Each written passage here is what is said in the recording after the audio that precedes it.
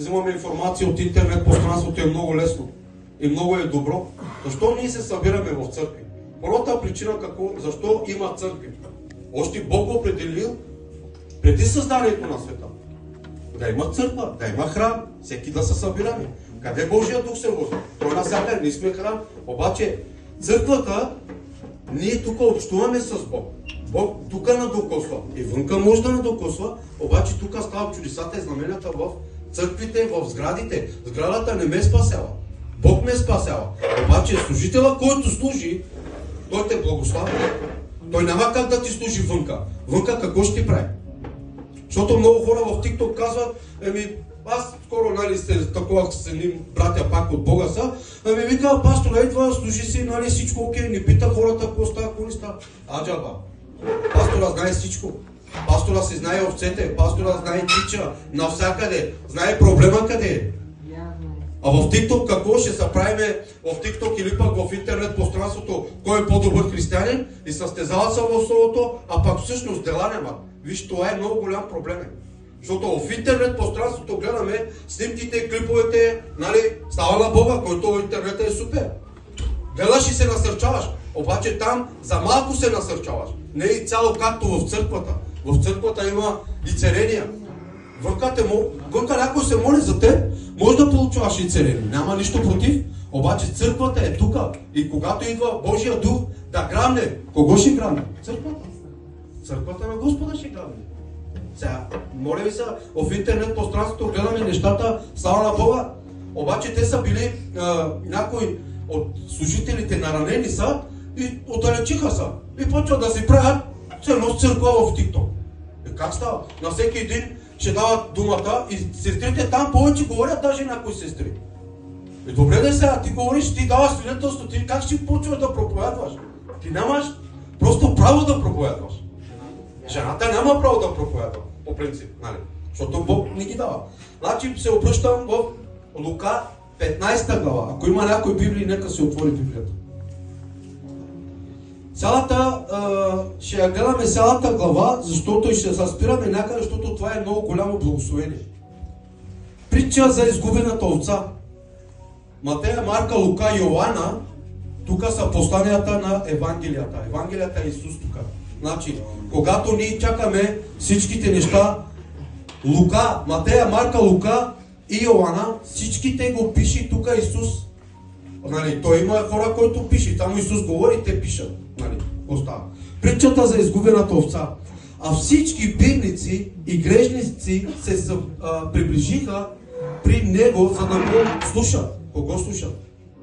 Исус. А фарисеите и книжниците роптаеха и казваха, той приема грешници и яде с тях. И той им каза тази притча. Кой от вас, ако има 100 овце и му се изгуби едната от тях, не остави 99 в пустинята и не отива след изгубената, докато я намери. И като я намери, дигна я на раменете си, радостен, и като си дойде в дома си, свиква приятелите си, съседите си и им казва, радвайте се с мене, че си намерих изгубената овца. Казвам ви, че също така ще има повече радост на небето за един грешник, който се покайва, отколкото 99. Значи тук виж, този стих и тези пасажи ни казват така, Господ пуска 99 и отива за една изгубената и той я дига на раменете си и хвали, и чак вика и съседите, и комшиите. Защо? Защото беше изгубена. Беше в греха, беше извън Божията воля. И той се радва с изгубената грешница, която се кае, отколкото 99 праведни, който нямат нужда от покаяние. Ти всеки ден си в църква. Ти нима всеки ден грях ли правиш? Всеки ден нещо лошо ли правиш? И как така им с Бога, им с дявола? Сега ние като хора понякога малко сме слаби. Имаме някои неща. Обаче Бог е много повече силен от всичките неща. Ние не сме в греха, ние сме в святостта, ние сме в святостта на Бога. Бог не пази, Бог ни дава сила, Бог ни дава мъдрост. Как да ходиме, какво да направиме, за семействата било, за децата ни било, Ние се стараеме и сме в неговата воля. Ние сме в църква всеки ден. Ето виж, 99 праведни, които нямат нужда от покаяние. Кой го казва? Значи те нямат нужда от покаяние. А изгубената имаше право на покаяние, защото тя беше в света. Тя беше извън Бога, извън Божията воля. Овцата тук показва така, че ние хората, нали, ние сме като овце на Бога, защото Бог пуска 99 отива към изгубената си. Сегашно време ни гледаме такива неща, искаме тълпи, искаме повече хора да ни разбират, или пак кой е по-благословен, или пак в смисъл кой е по-верен, кой е по-докоснат. Такива пастири го правят, да, окей. Ама тук става въпрос за животите. Живота много голяма роля играе, братя и сестри.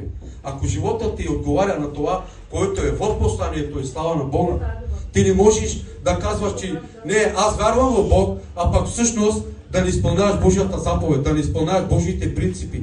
Това не е така. Бог ни дава така, братя и сестри. И продължаваме по-надолу. Притча за изгубената монета. Алелуя.